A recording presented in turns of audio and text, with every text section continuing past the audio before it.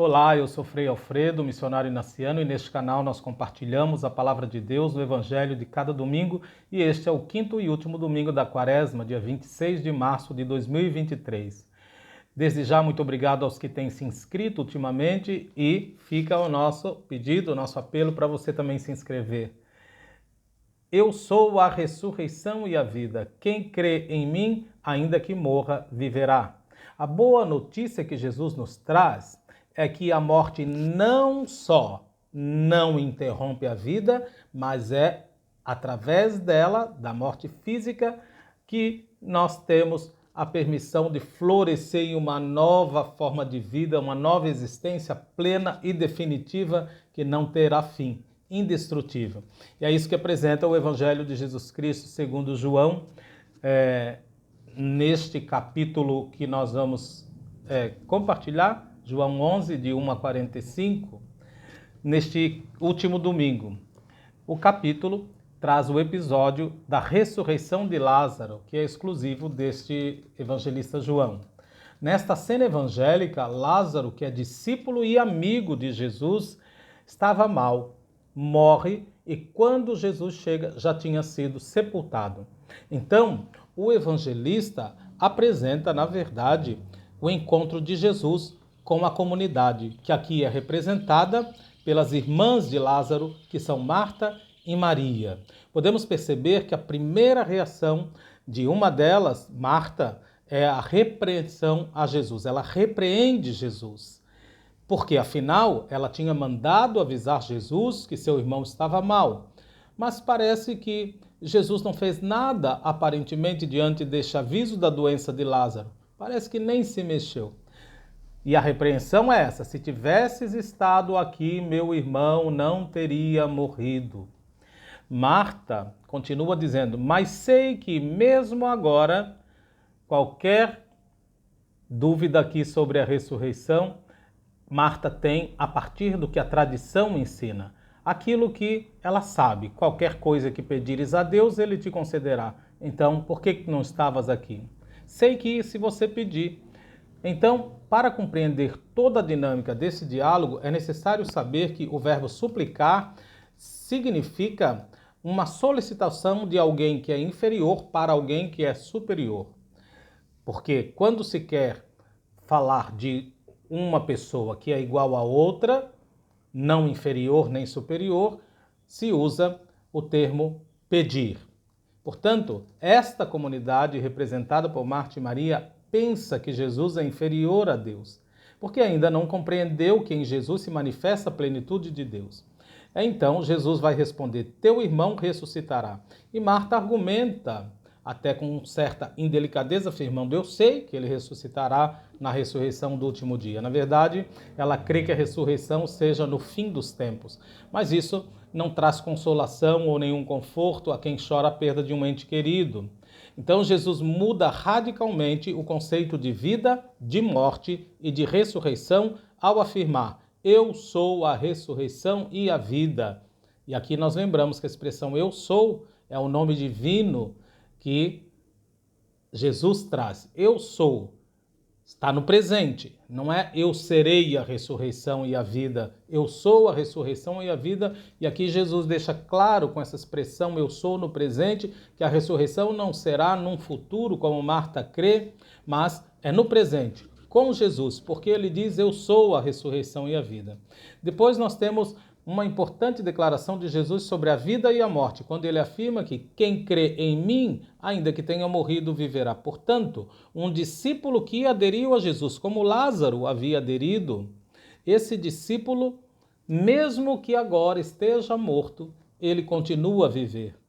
Porque ele, aderindo a Jesus, também adquiriu a vida indestrutível, e é por isso que quem crê, mesmo que morra, viverá. Porque a vida física, biológica pode ser atingida pela morte, mas a vida daquele que aderiu a Cristo ganha uma outra qualidade.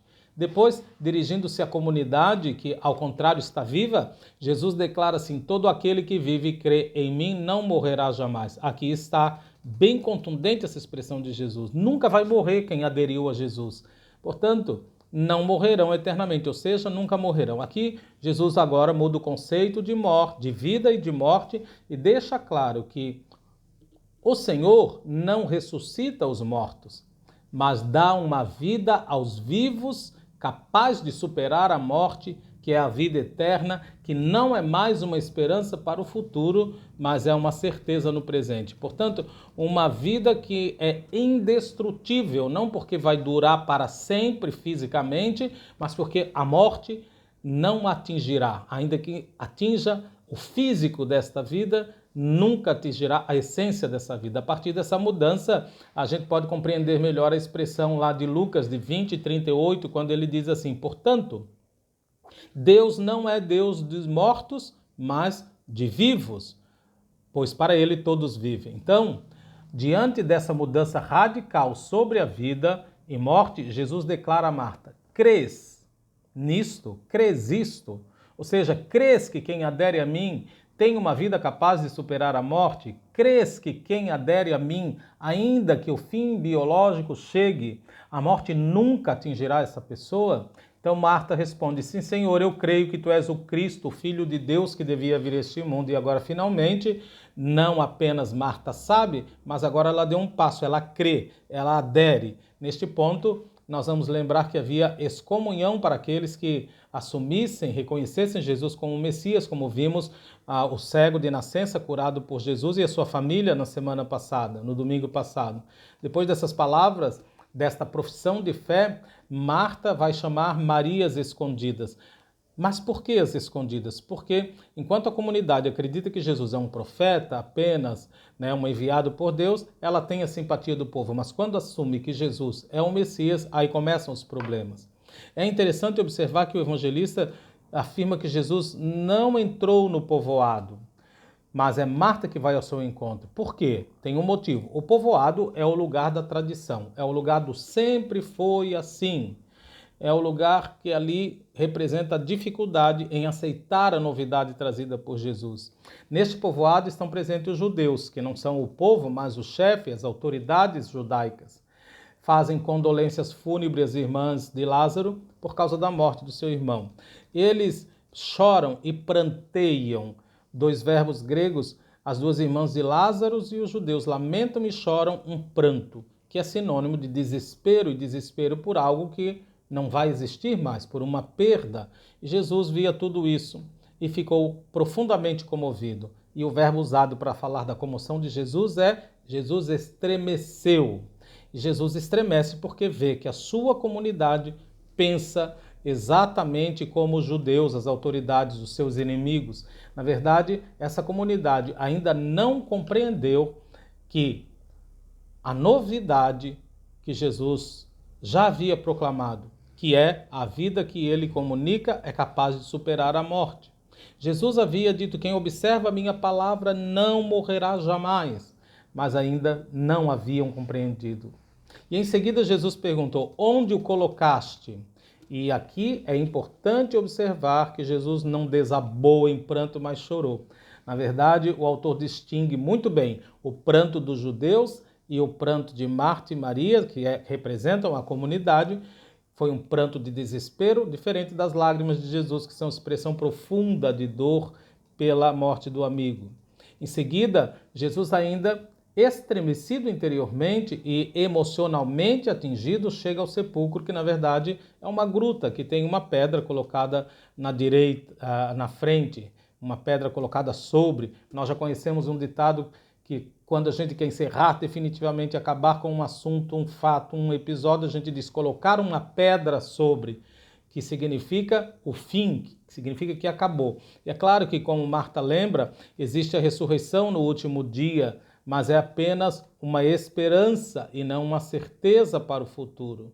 Então, aqui, mesmo com a pedra para dizer que ali é o fim, neste ponto, Jesus usa 3 verbos imperativos fortes com os quais ele guia a sua comunidade, que são os verbos remover ou tirar, depois soltar ou desatar e depois sair. Então, remover a pedra. O primeiro, É como se Jesus quisesse dizer assim: fostes vós que colocastes esta pedra que impede a comunicação entre os mortos e os vivos. Nesse momento, nesse momento respondeu Marta, a irmã do morto, diz o Evangelho. É estranho que o evangelista sublinhe e destaque que Marta é a irmã do morto e não a irmã de Lázaro, porque esta é a ideia de morte que domina esta comunidade. Inclusive ela chega a afirmar: mas Senhor, já cheira mal. Na época de Jesus, o costume era que a morte era considerada concretizada, atestada depois, somente no terceiro dia, quando começava a decomposição do cadáver. Era algo irreversível. Portanto, no quarto dia, o cadáver já estava em putrefação total, como sabemos. O efeito da morte é o mau cheiro. Ela diz: já faz 4 dias. Em seguida, através de Marta, a comunidade faz a conta da morte. Já faz 4 dias. E Jesus se posiciona diante dessa visão da comunidade sobre a morte, dizendo assim: não te disse que se creres, verás a glória de Deus? Mas quando Jesus havia perguntado a Marta se ela acreditava, na verdade ele perguntava: crês que quem vive e crê não morre jamais? Mas agora Jesus está dizendo assim: se creres, verás a glória de Deus. O que na verdade Jesus quer dizer é o seguinte: com a vida indestrutível, capaz de superar a morte, se manifesta a glória de Deus. Portanto, a glória de Deus é uma vida capaz de superar a morte. Removeram então a pedra, continuando, e aqui o termo pedra aparece na terceira vez, indicando morte completa, definitiva. Mas, continuando, Jesus gritou com voz forte. E percebamos aqui que Jesus está se dirigindo a um vivo e não a um morto, porque a um morto não se fala. Falando com um vivo, Lázaro, sai para fora. Sai para fora, porque o reino dos mortos não é o lugar para um discípulo de Jesus. É por isso que quem aderiu a Jesus tem o Espírito, e o Espírito é vida, e onde há vida, a morte não pode existir. Mas, estranhamente, quando Jesus chamou Lázaro, o evangelista escreve que o morto saiu. E aqui há um problema, porque se está morto, não pode sair. E se está vivo, não é morto, não é mais morto. Parece óbvio, mas por que então que João diz o morto saiu, de mãos e pés amarrados com ataduras, trazendo à tona aqui uma das imagens que encontramos lá no Salmo 116, para indicar a morte, que é a imagem do acorrentamento, quando reza assim: cercavam-me, amarravam-me as cordas da morte. Na verdade, é a comunidade que deve mudar a sua imagem, o seu entendimento sobre morte e sobre ressurreição, porque para eles Lázaro está morto. E este morto deve sair do sepulcro para permitir a Lázaro ser presente na comunidade. A verdade é que foi a comunidade que o amarrou nas cordas da morte, considerando a morte física como a morte do ser, a morte total e irreversível. Então, a ordem de Jesus é essa: desatai-o, deixai-o ir. Sair para fora, desatar e deixar ir, desamarrai-o. Então, o desamarrar o morto é a comunidade que agora se desliga, se desamarra do medo da morte, porque não tem mais aquela visão limitada que o fim físico é o fim de tudo.